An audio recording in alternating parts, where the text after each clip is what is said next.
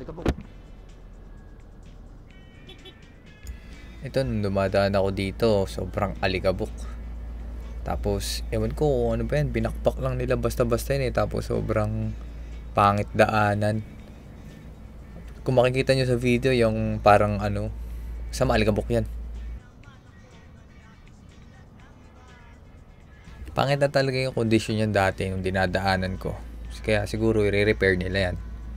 Hindi ko lang alam kung ano ipapalit nila dyan.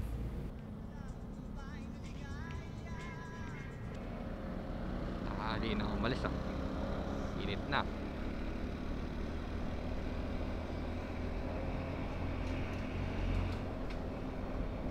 Eh, napaka-smooth. Basic.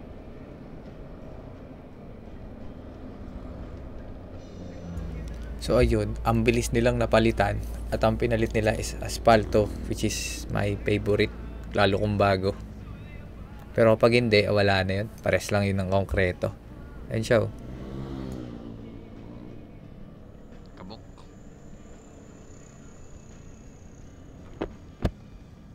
Ito palang daan na to sa mga mag-Starbucks. Ako, maganda dumaan dito. Smooth na, dito tulad dati. Starbucks Tagaytay ito ah.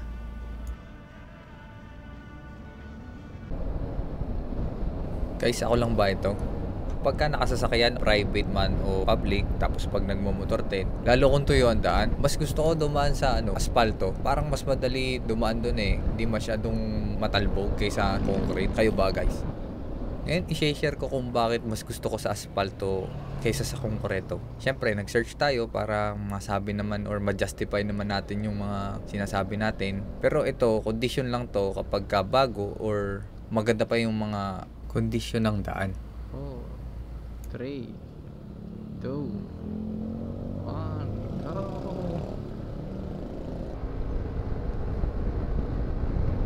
Go na daw! Ayan, kung makikita nyo o maobserbahan nyo habang tumatakbo tayo, no? Ayan, konkreto yung tinatakbuhan natin na yan. Makalug yung daan kahit 70, 60 lang yung takbo ko. Yan yung ayaw ko sa konkreto. Dahan-dahan lang tayo dito. Tamang 60 lang. Base kasi sa na-research ko, ang konkreto daw na daan may 3 layer. Una, syempre yung lupa. Tapos pinikpik yun. Kinompak. Tapos, syempre pipikpikin mo yun ng pisod. O kaya roller sa English.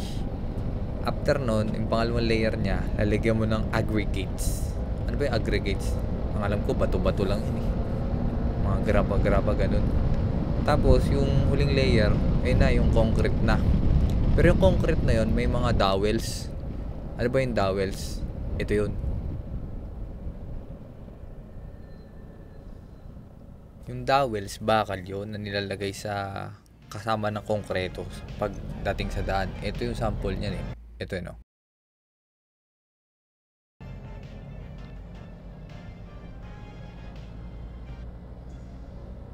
Ngayon, ang pinakaiba lang ng asphalt road, yung pinakataas na part. Imbis na concrete, ang pinakataas naman niya na part ay asphalt. Ang asphalt, binubuo yun ng mga bato-batong maliliit na kulay black na sinearch ko din Alkitran. Tapos yung bonding agent naman ng mga asphalt natin na roads, ano naman siya, bitumen.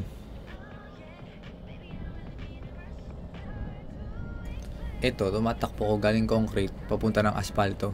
Ayun oh, nakita natin medyo matalbog din naman yung asphalto. Pero bakit gusto ko ba dyan? Ito kasi yung asphalto na yan, lumang condition na kasi na asphalto yan. Halos parang yung katulad lang ng bagong konkreto. Pero ito, kung makikita nyo, hindi yan mas masakit sa kamay eh. Parang bawas yung sakit niyan sa kamay kapag tumatalbog-talbog ako dyan. Ito pa, isang pa nating obserbasyon. Makita natin oh, kumalog na naman yung kamay ko dito. Pasensya na, medyo malakas kasi yung sound trip natin eh. Pero ayan, makikita nyo naman yung talbog natin sa konkreto. Ayan o, bagong gawa lang yan eh. Tapos lipat ulit tayo ng asfalto. Ayan o. Ito kasi pangit na asfalto naman to. Konkreto ulit. Ayun, halos same lang eh. Pero pag maganda yung asfalto at saka bago, tapos kukumpara mo sa konkretong bago, ay, mas smooth talaga sa asfalto. Sa Avida Info Center, Vermosa. An Ayala Land Estates. Siguro, isa din sa dahilan ng kaya hindi maganda yung konkreto natin, yung patalbog-talbog tayo. Kasi minsan, meron mga, may mga putol-putol yan. Kasi pinuputol yan dahil sa thermal expansion. Yun yung na-research ko, tsaka napagtanong-tanong ko. Pinuputol daw yan, tapos nilalagyan na parang oil ba yun? Or saan yung kulay black na makikita nyo doon sa pagitan ng mga konkreto? Hindi kasi pwedeng walang putol daw yan. Kasi pag walang putol, puputok daw yan. Kaya pinuputulan. Tapos tsaka lalagyan ulit ng parang pang-seal nung nila pagitan. Sa campus na. Ang isa pang ayaw ko sa konkreto, kapag ka naman lalo nakasasakyan, mas rinig mo yun eh. Yung tire noise, mas tahimik talaga sa asfalto kaysa sa konkreto. Try nyo, mga naka 4 wheels na maliliit na sasakyan, Wigo, ganun. Mas maririnig nyo na mas maingay talaga yung kapag sa konkreto ko dumadaan kaysa sa asfalto. Ganda dito.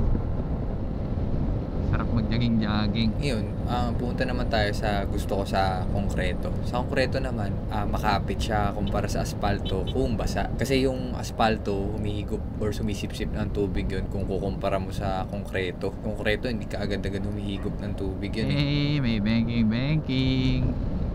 Wanting banking.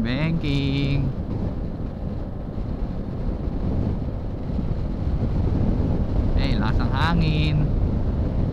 Ramdam ko ang hangin. Isa pa, maganda din sa kanya, kapag maganda yung pagkakagawa, hindi agad nasisira, hindi nagkakaroon ng pothole.